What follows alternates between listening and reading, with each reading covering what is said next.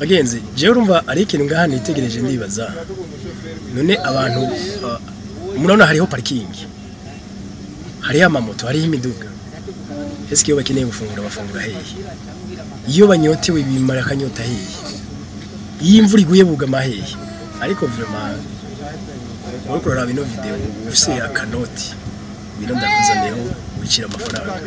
Okay, hey guys, nizere ko meze neza. Uyu ni home dishanyuma ubwo muhungu wanyu. Eko twagira tubamenyesha ko iruhande yuko tubashikiriza bijya biganiro bitandukanye kuri Agaciro Media, twagira turaba presenter ino service shasha duriko turakora ku mashirahamwe, ku ma ONG, ku ma club, ku ma chorale. Donc abari bose iyo migwi bafise bumba bifuza kugira ivyambagwa bimwe bisa byanditse ko kumwe mwese you are welcome. Donc kano kanya turiko dukora amasakoshi mugabo ivyo ari byo byose ko mubishaka birashoboka. Numero ni 68 013 513. Welcome. Bonjour les amis, bonjour. Nizere ko mumeze bien, c'est home dishanyuma. Urazi ko dukunda gutembera ariko reka nabereke imwe mu mashusho y'u Burundi nisho tutabatuzi. Aya bakunda kwibaza bati burya mu Burundi nta bintu vyiza bihari kumbure. Okay. Nundi ni kwibarabara bija mu Rutana, Gitega na Bururi.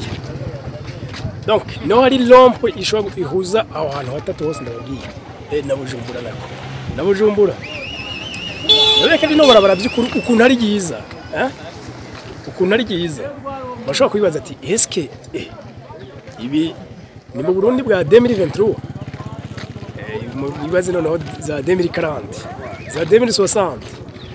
Okay, reka gato ndabereke. Voilà. Ako murabona ndabe rino barabara by'ukuri ko ari giza. Bavura. Ndi kwibarabara liva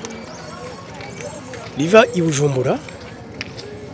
Ona hacaba amabarabara anga yose ahurira ngaha mugabo bagenzi n'amabarabara meza cyane.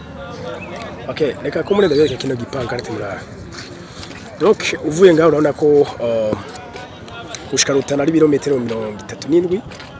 Uvuye ngaho gushika Gitega ni byinshi, donc 63 no kuva ngaho gushika i Bururi ari 28. Mugabo nshatse kubereka uburyo rino barabara ryubatse n'ukuri murana ko ari barabara riteye ubumwe. Kandi aha turi muri interieur nabo turi mu muji.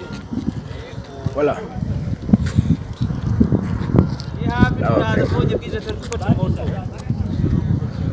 Naba kabisa.